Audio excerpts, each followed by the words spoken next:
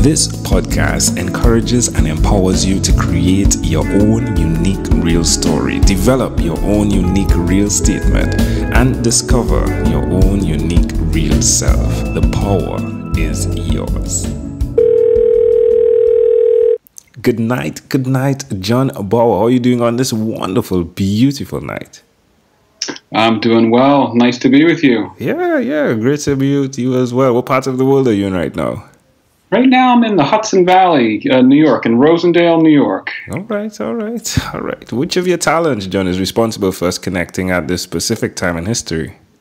Well, I think most specifically is as an author of a book that just came out 2 days ago on the 16th, Contemplative Caregiving, Finding Healing, Compassion, and Spiritual Growth Through End-of-Life Care. It's on Shambhala Publications. That's wonderful. Now, this will be live possibly in a month from the time we're speaking, right? Mm-hmm. So let's just go over from the beginning one more time. And when you're doing it, do it like it's evergreen, like say it's just released, yeah? Yes, I'll do that. Thank you. Thank you. Yeah, sure. It's okay. So, all right. So let's go. So, good night, John Baugher. How are you doing on this wonderful, beautiful night? Oh, I'm doing so well. Thanks for having me with you. Great to be here. Yeah, it's a great pleasure to connect with you. What part of the world are you in right now? I'm in the Hudson Valley, New York, in a little town called Rosendale. All right. And which of your talents is responsible for us connecting at this specific time in history? Well, I think most specifically is an author of a book that's just released recently called Contemplative Caregiving, Finding Healing, Compassion, and Spiritual Growth Through End-of-Life Care, just released recently from Shambhala Publications. All right. Now, is it that you're telling the story from the perspective of being the person that's giving the care, or from the eyes of someone that received end-of-life care? Oh, great question. Yeah, the focus is on the caregiver in this book. Of course, there's stories of folks who are dying and their experiences, but the real focus of the book is on how caregiving, and both the book and also my life experience of how caregiving can be not just a place for expressing compassion along the lines of doing something good, but a place for cultivating compassion. So really the book looks at how caring can quite literally change who we are. That's intriguing. So how long have you been doing that for? Well, I began in 1993. First started out volunteering for hospice, so just showing up. It was really the height of the AIDS crisis in New Orleans, and I was visiting mostly men dying of AIDS in the city, and really one might think a rather unlikely candidate, a heterosexual white working class guy with no training as a kid in caregiving, drawn to show up as best I could for those who were suffering. So, like, where did that come from, that ability to care for others on that level? Well, I appreciate the question, and I believe that all of us have the spark in us. The suffering of this world is great, and I think that each of us has the capacity to turn towards suffering, our own and the suffering of others, with a sense of courage and compassion.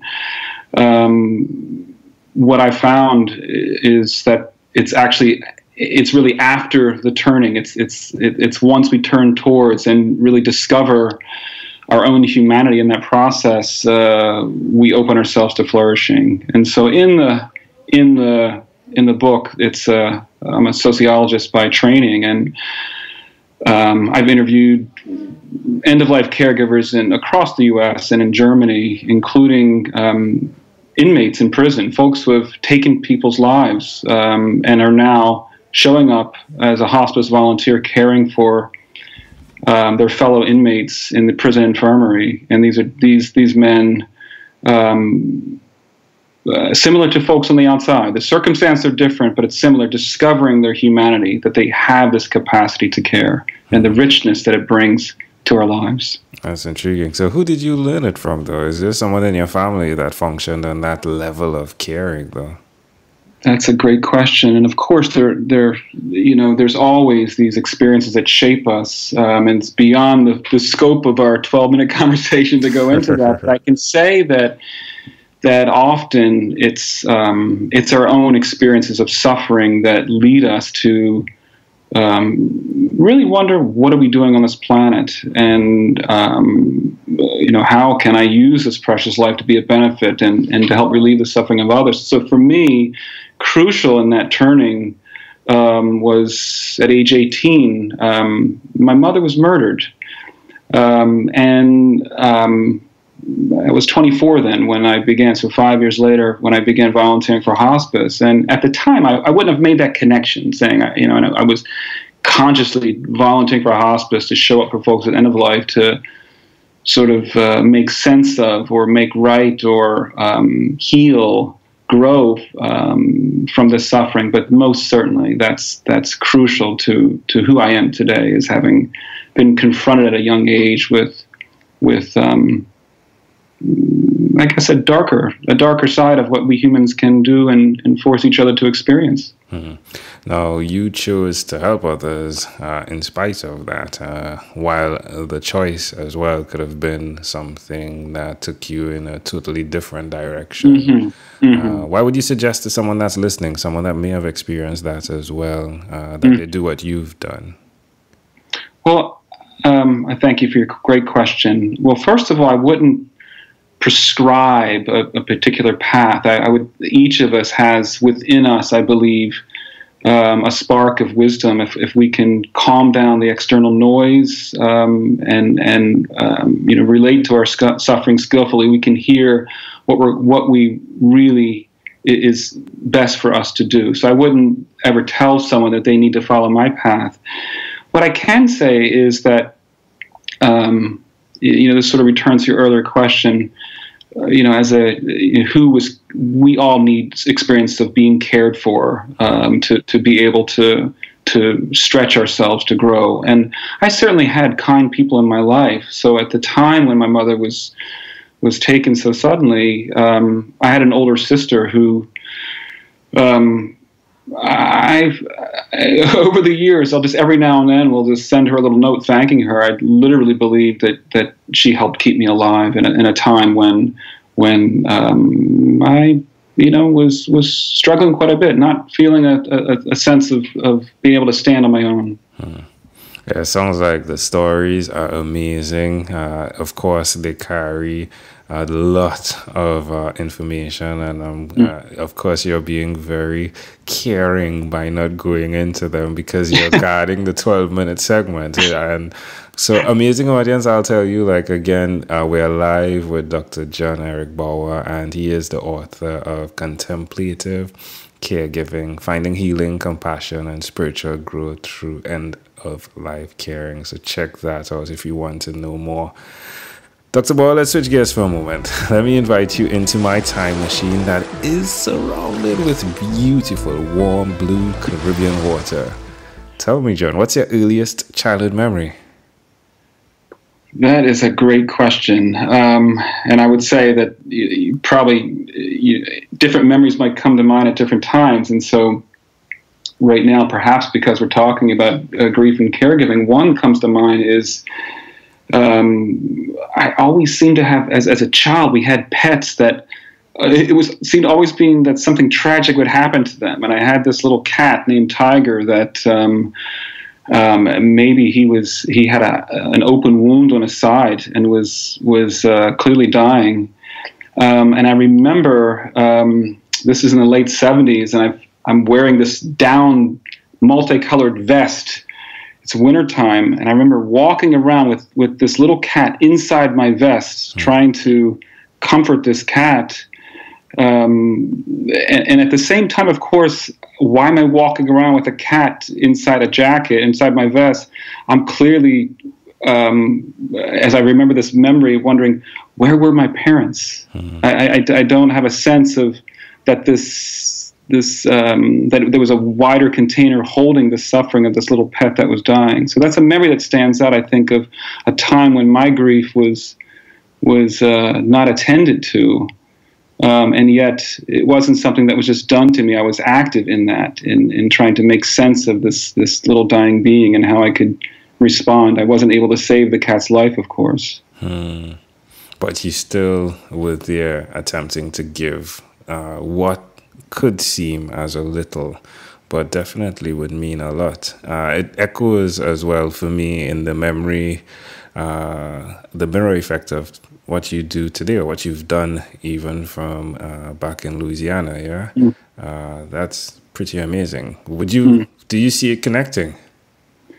Yeah, of course. And I could also, I could have shared a memory of fishing or something like this, where I think any of the memories that pop up, they stand out because there is some sense of flow in there, some sense of vibrancy, even if there's a sense of suffering in there as well. It's not just raw pain. There's some meaning in there, and so I could have spoken about working in the garden, planting carrots or something, or going fishing, something where I was engaged in what I was doing in a way that was connected me with the cycle of life.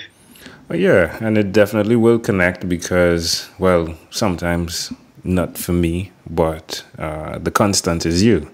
And you will show up in the world in your own unique, real way. And I think that's the connections I'm able to draw from a very small conversation, which fascinates me, the accuracy that comes with. But it comes from listening, yeah, like really listening to the person you're speaking to. And that's, I'm very thankful for that opportunity, because for me it really connects. It's a beautiful picture to see in my mind when you're speaking of you having less but still providing more for someone that a pet, right, that didn't make it, but the input you gave was necessary not only for the person receiving it but for you. You learned. And I think that's the selfish side of helping other people get what they want. You get a taste of something that's really hard to quantify. All right, my friend, if we fast forward to when you were 12 years old, what was your favorite song? Well, I think so many lovely songs. I did like Queen. I also like Simon and Garfunkel. So tonight we'll say Another One Bites the Dust. How about that? All right, there we go. All right, my friend. Well, we've arrived at our destination. But before we get off of this time machine, there's a small declaration form. So it's yes or no. We're going to move pretty quickly here. Are you ready? Sure thing. John, have you chosen someone to pass on your skills to? I'm grateful if the book I've offered, Teachings Here, can be a benefit. Happy for that, yes. So any reader, I'm grateful for any benefit it might offer. Are you married? I am, to a wonderful woman named Andrea Cross Martello. Oh, there we go. Do you have children? We do. There's Ariana and Magdalena. All right. Do you believe in God? I do believe that what matters is not ideas to believe in or obligations to fulfill, but opening to a deeper presence that is here for all of us to experience. Do you have an inner circle of friends? I have some lovely people in my life, and many of them are acknowledged in the front end of my book. Do you watch TV for more than 3 hours a day? I haven't owned a television since 1988, so I think the answer to that question is no. Wow, 1988. That puts us, what, almost 31 years? Wow. Something like that, yeah. So if you need commercials from the 70s and early 80s, I can give you that, but I don't know much about what's going on these days. What about screen time, the phone and the computer? Is it more than 8 or less than 8 hours a day? I do work on the computer. It's certainly less than 8 hours, though. Okay. What about reading? How often do you read? Oh, I read every day, for sure. If you had to share with us your own unique real statement, a statement that represents who you are, Dr. John Eric Baugher, what would you say that is? I think I could say that true compassion knows no limits. So it's extended freely to everyone, everywhere, wherever there's suffering. And that's, I'd say that's an aspiration, something to not judge ourselves by, but something to aspire to. I love that. Just like that young boy helping that cat, right? Mm-hmm. And certainly that's I map out these possibilities for living into that, what I call radical compassion, into that ideal in this book here. Love it. Contemplative caregiving. All right, my friend. Well, this has been a great pleasure. Before you leave, is there anything else you'd like to share with our amazing audience? Well, I appreciate all who's listening. I appreciate you for interviewing me, and I appreciate all who listen. And check out my website, johnericbaugher.com. It should be on the website on the notes here. Reach out, connect with me, check out my work. If I can be of benefit to you, please let me know.